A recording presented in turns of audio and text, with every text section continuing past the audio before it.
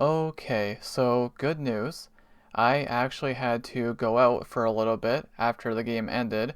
I had to drive a buddy home, so it gave me a little bit of time to cool down, so I'm not as frustrated as I normally would have been. At least they got a point, right? Right? At least they got a point.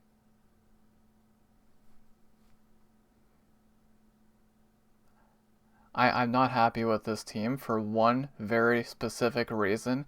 And if you're a Sens fan, you probably know what it is. It's the way they're handling their goaltending situation. What are they doing? What are we doing, guys? You signed James Reimer. He hasn't even played yet. He was the backup tonight. He was the backup in the last game. He has not played a second yet. Levi Merlainen started again tonight. His 10th straight start. 10 in a row. And there's a kind of a mind-boggling stat that I'll read off in a second. I don't want this to turn into too big of a ramble session because I will go on forever about this.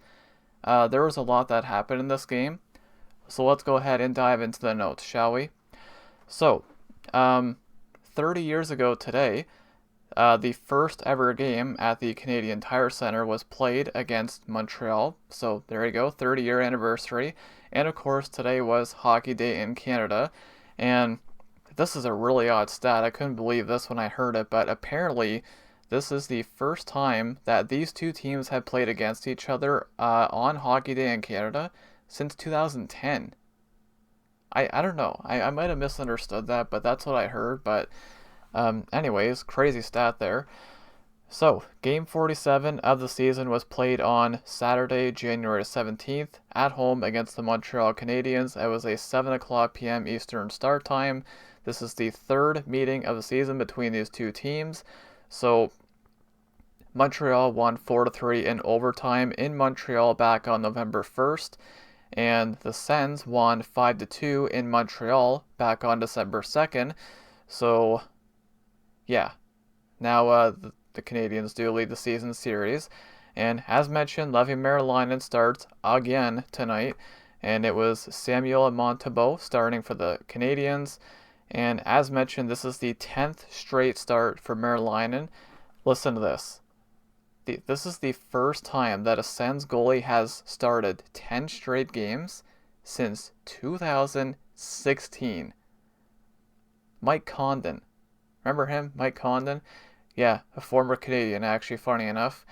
Yeah, it's been a decade since a goalie has done that. That is not normal, especially for a goalie who is not an NHL goalie. Again, I really don't want to make this too much of a ramble session, but we gotta fix the goalies, man.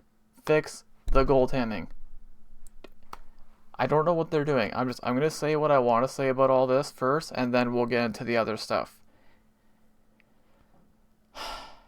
Nothing against the kid. Like, I'm sure he's probably a great kid. He's probably, maybe I'm sure the guys love him, but they're going to destroy his confidence. I feel like tonight was the game where I was just like, you know what? It's fine. I don't even think I can get upset about this anymore because they're gonna do it again. They're going to do it again. Like, he was already struggling as it was, but tonight was brutal. Brutal. We'll get into the stats soon.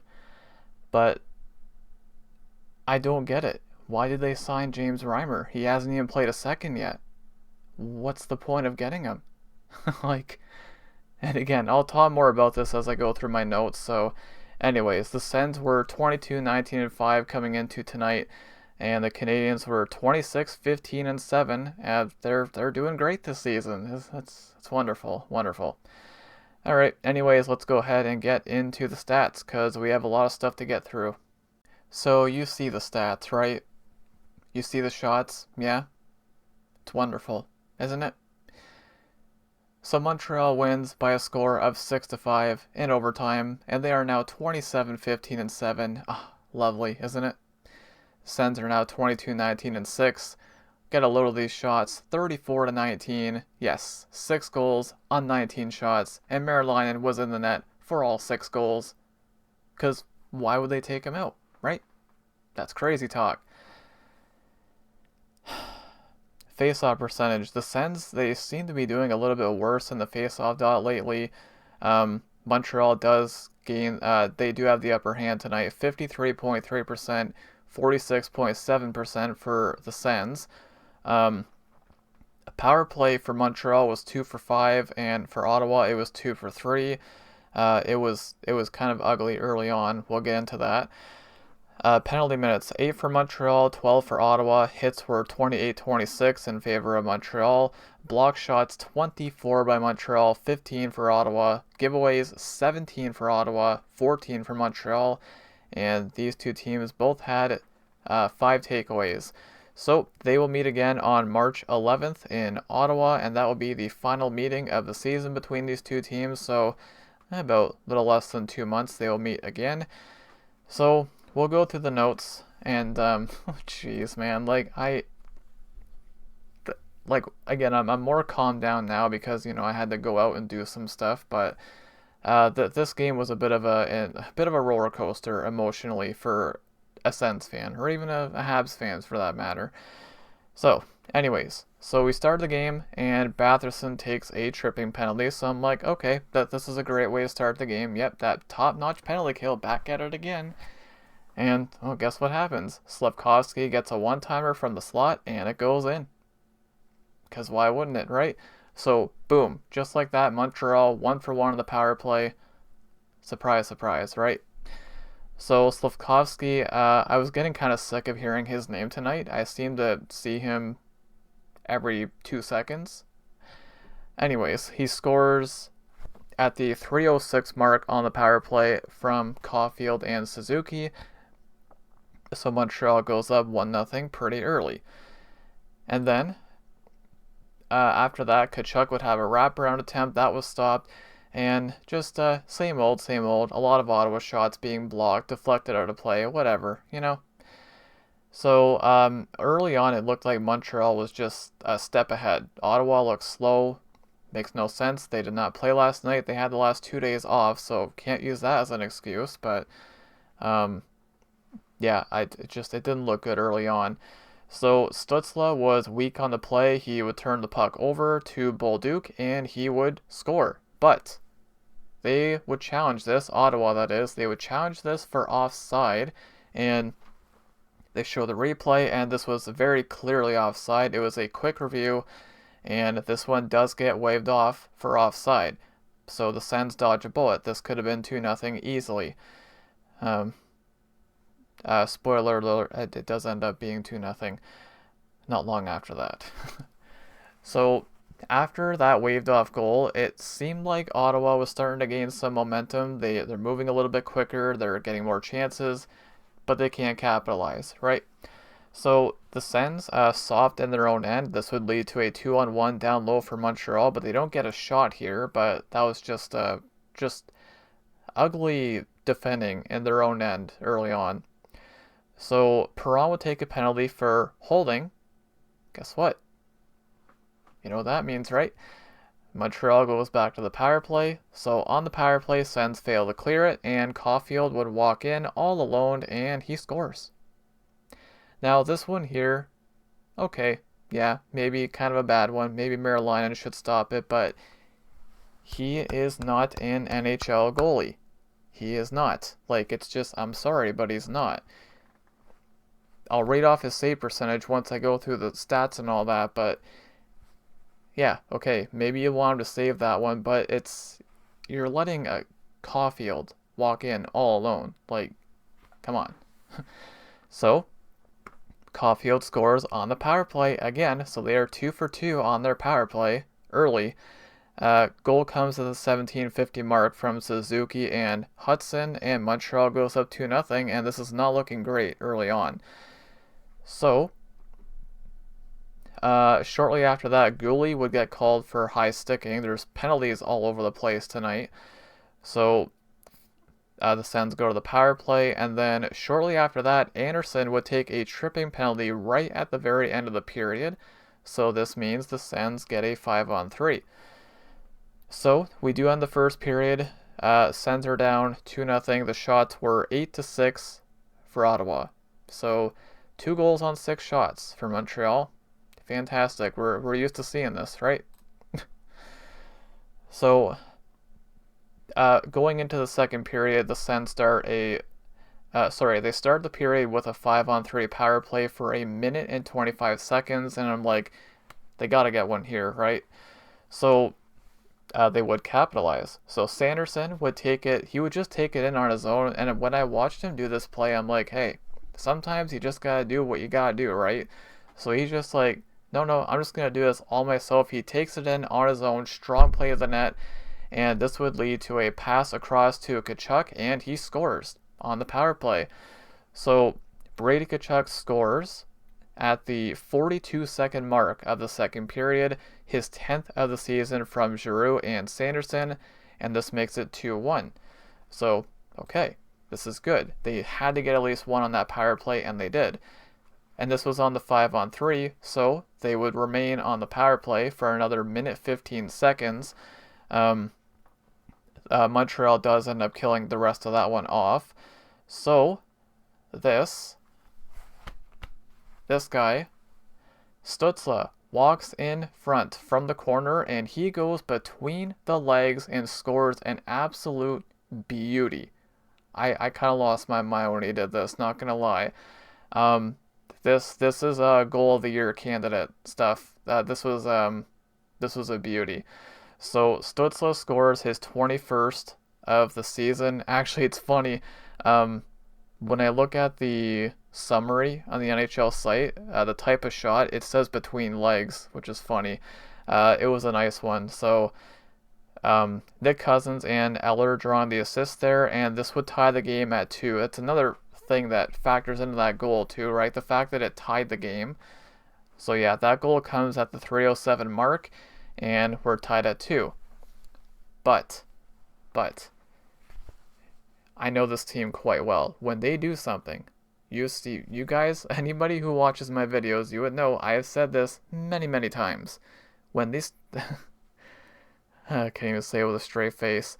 When this team does something that gets you excited or makes you happy, they will crush it immediately after.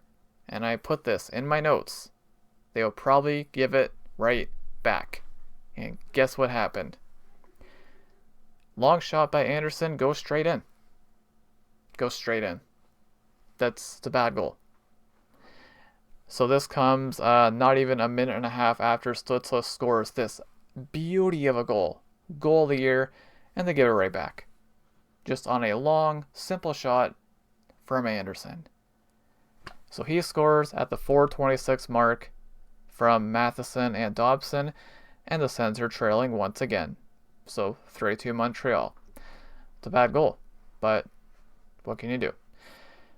Now, what's funny about this, Montreal, they're not really doing too much at this point in the game. In the second period, Ottawa dominated the second period. They're not doing too much, but hey, they get one chance, it's probably going to go in. If the Sens opponents shoot the puck, it's got a pretty darn good chance of going in the net. Right? So don't let them shoot. And I put in my notes here, the Sens are controlling the play, but they need to finish on their chances, and they did. They scored 5 tonight, so I can't complain too much about that. But to this point in the game, they have 2. So, anyways, so the puck would bounce on top of the Montreal net, and then it would come out front. This would stay out, but that was a good chance there. So then Nick Cousins would take a high sticking penalty. So back to the power play again. So I'm thinking, are we going to go 3 for 3? But no, they actually kill it off. And then guess what? Nick Cousins out of the box. Then he takes another penalty. And he goes back to the box. But the Sens kill it off again. I just thought, it's like, yep. I think he was on the ice for like not even 10 seconds. And he goes back to the box. So like, okay. Anyways. So Demidov would end up tripping Stützle. This would prevent a 2-on-1 for the Sens. but this is a penalty because he does trip him up. So, just penalties galore now. So we play 4-on-4 for 1 minute and 5 seconds. So there was a scrum around the Ottawa net, and Deneau would get a pretty good punch into the face of Tkachuk. And this, just a big scrum, punches being thrown by everyone, and this would lead to offsetting minors. So nothing changes. It's still, or no, at this point it is a Sens power play because the Nick Cousins penalty expired. So the Sens are on the power play right now. So Stützle would make a centering pass from the corner to Dylan Cousins, and he would score with about 3 seconds left on the power play. So you do like to see the power play go 2 for 3. That's amazing. So Dylan Cousins scores on the power play his 14th of the season at the 15:31 mark from Stützle and Sanderson, and we're tied up at 3. And okay, I'm making sure I don't lose my spot in my notes here. So Slavkovsky, again, he was everywhere tonight. He would make a drive to the net, and he appears to get slashed here, but there was no call, and he was not happy here. I think he might have a case. This did look like a slash to me, so I think the Sens might have got away with one there. And wouldn't you know it, back the other way, the long shot by the Sens, it would deflect off a skate and in. So the Sens take the lead.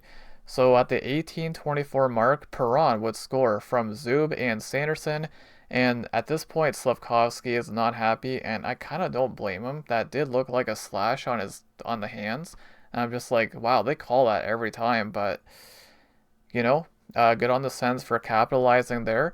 And I put in my notes again, it's a dominant period for the Sens. So how dominant, you ask? Well, the shots were 14-4 for the Sens in that second period, and well, one of those 4 shots by Montreal went in. The Sens score 4 goals in that second period, so we're looking great. So we roll into the second intermission, and the Sens are up 4-3.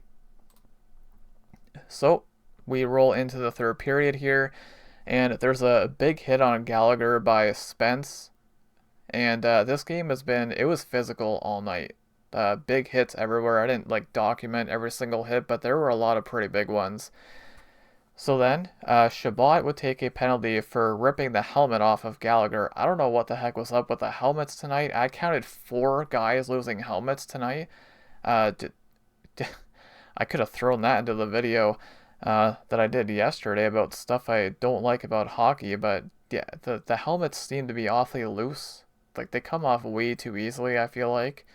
But tonight it was crazy. Anyways, the Sens would kill this off, so this would turn into Chabot coming out of the box here. It would turn into a 4-on-2 for the Sens, and Sanderson would let one rip, and he would score.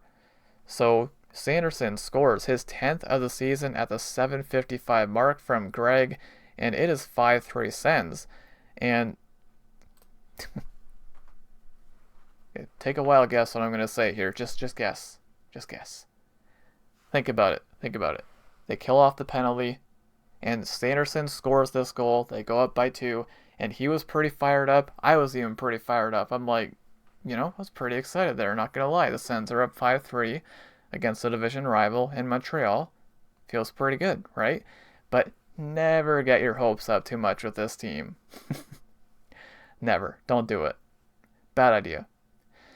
So there was a big hit by Matheson, and the game continues to be very physical. There, again, a lot of hits tonight. There ends up being, what is that, 20, I can do math, 54. Yep, that's 54.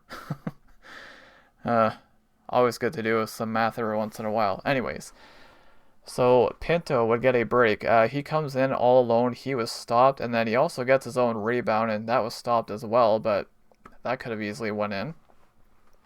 So then Clevin makes a big hit on Evans, just big hits everywhere all over tonight. So then, Montreal would pull Montembeault with a little over 4.5 minutes left.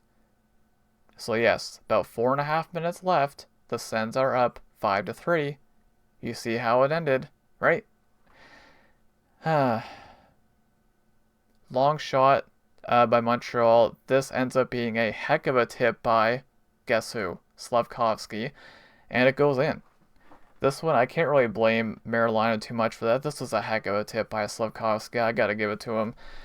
So, this goal would come at the 15:36 mark from Hudson and Deneau. This would make it 5-4. And I put in my notes, this ain't over yet. No, this is not over yet. This team is so freaking fragile. No way it's over. And then guess what? 16:41 mark. A minute and 5 seconds after Montreal made it 5-4, they would tie the game. And this is bad, really, really bad goal. It was a flutter shot by Carrier, and it just goes straight in. Straight in. He fans on it. There's no traffic. It doesn't hit anything. Goes straight in. Terrible. Absolutely terrible. So Carrier scores at the 16:41 mark from Demidov and Anderson, and we're tied at 5. And you know what's funny too? Like, there's been so much overtime this season. And when it was 5-3, I'm like, oh, this game might go to overtime too. But I didn't say that as a joke. So, wouldn't you know it, we go to overtime. And the Sens had a 2-on-1, and there was a play where Giroux came in and he could have shot it, but he passed it off, and whatever. Well, we're used to seeing the team do that, right? Anyways, Caulfield wins it in overtime. Okay, sure. 6-5 ends up being your final in overtime for Montreal. So yeah. Anyways, the goal came 33 seconds into overtime. Hudson draws the assist there. And that's your final. Yep. Anyways, we'll go through the 3 stars. Why is the 3 stars not showing up? See if I can refresh it here. See if I can get the 3 stars up. Okay, here we go. First star of the game, obviously, Caulfield. He did score the overtime winner. He had 2 goals, 1 assist, and Slavkovsky, obviously, I heard his name like a million times tonight. He had 2 goals, and then the third star was Sanderson. He had 4 points. He had a goal and 3 assists, so good on Sanderson there. So, we'll go through the box score. There's a lot of stuff to read off for tonight for the Sens. So, our point getters for the forwards. So Stützle had a goal and an assist. Again, that goal, that's like goal of the year material right there. Absolute beauty. Kachuk, Dylan Cousins, and Perron all had a goal. And then Greg, Eller, Giroux, and Nick Cousins all had one assist. And then on the defense, Zub had 1 assist. And of course, Sanderson with that 4-point night. 1 goal and 3 assists. Then looking at the plus minus here, on the defense, Chabot and Jensen were -1, Spence and Clevin were +1, and then for the forwards, Nick Cousins was +2 actually. Oh, he took 2 penalties and he still ends up being a +2. That's kind of cool to see, I guess. Perron and Eller were +1, and we got Pinto, Amadio, and Greg all -1, Kachuk and Giroux -2. Ice time leader for forwards was Stützle with 22-13. And for defense, leading defense in ice time was Sanderson with 25-39. He had a heck of a game tonight. That 4-point, just insane. And Sanderson also had the most shots for defense with 3. And then I know who had the most shots for forwards. It was Kachuk. Hit 8 shots tonight for Kachuk, and they showed that during the game. So that's crazy. He did score as well tonight, so... block shots for forwards, Giroux had the most with 2, and Jensen and Chabot had 3 blocks, which led the defense. Clevin with 2 hits, that led the defense, and Nick Cousins had 6 hits, which led the forwards. And I really don't, I don't even, this number is going to sound made up, but it's not. Merlainen stops 13 out of 19 for a 684 save percentage. 6 freaking 84. What even is that? Just. Oh my god. Like, it's frustrating. It's frustrating because there is not just one thing that's holding this team back, but there's one thing that stands out way more than everything else, and we know what it is. It's goaltending, if you didn't know. I don't know what their plan is. I don't know what they're doing. I'll say it again, because, like, they signed James Reimer. He was the backup tonight. He didn't play a single second. He was the backup in the last game. He didn't play a single second either. Well, what's he there for? Like, I guarantee you, the Sens are going to be back at it tomorrow night in Detroit. And note the start time. It is a 5 p.m. Eastern start time. They're playing in less than 24 hours. 2 games in less than 24 hours. And I guarantee they're going to start Merlainen again. I guarantee it. Just watch. I hope they don't. I hope I'm wrong. But it's surprising at this point if they don't start him. So I don't know what they're doing. I literally do not know what they're doing. Is Reimer hurt? I don't know. If he's hurt, why would he be there as the backup? I do not understand what they are doing with the goaltending. So if somebody has an answer, feel free to let me know, because I'm clueless. It's frustrating, because, like, the team, they didn't play bad. Like, they allowed 19 shots. 19 shots is not a lot. But 6 goals on 19 shots is pathetic. It just is.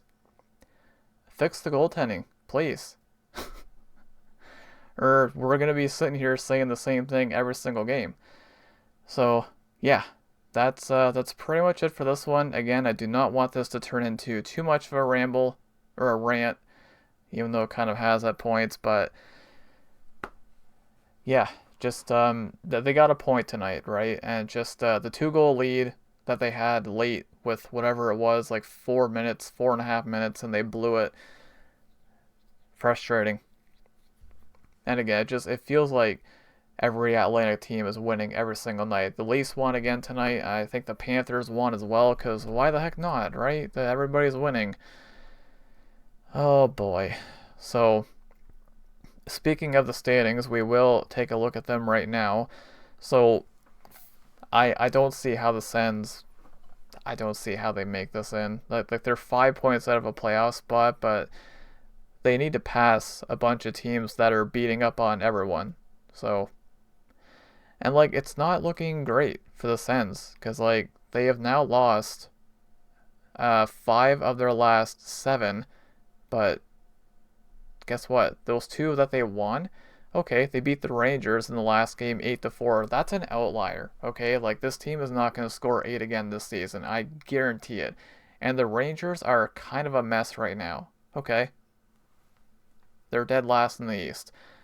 Then their other win was against Vancouver. Well, guess what? They're also dead last. That team is also a mess. So they need to beat these teams where it matters more, like the division rivals, which they failed to do tonight, even though they had a late 2-goal lead. So yeah, it's I am just very frustrated right now. I don't know what else to say. Anyways, I am going to wrap it up here. So again, the Sens will be back at it tomorrow night in Detroit, Sunday, January 18th, 5 p.m. Eastern start time. And I do want to mention this game. So I don't know how much of this game I'll be watching, because it's actually my mom's birthday tomorrow. And it's funny because the Sens and Red Wings played on January 5th, which was my dad's birthday, and now they're playing on my mom's birthday. So that's weird. But yeah, I don't know when the video is going up. The video might not go up until Tuesday, honestly. Not Tuesday, Monday, not Tuesday. I'm sure I'll end up watching some of it, but yeah, the video could go could go up the next day. I'm having a hard time talking, but anyways, yeah, so we will see what happens. I'm just praying to God they do not start Maryland again. This is what happens when I get frustrated. It's like I forget how to talk. Is it just me? Is it just a me thing? But anyways, yeah, we'll see what the Sens decide to do with their goaltending tomorrow night. Uh, I'm willing to bet they will start Maryland again for 11 straight games, because why the heck not? Because it's not like his confidence is shattered enough, right? Anyways, I am done rambling for this one. That is it for this one, guys. Thank you all so much for watching, and go Sens go.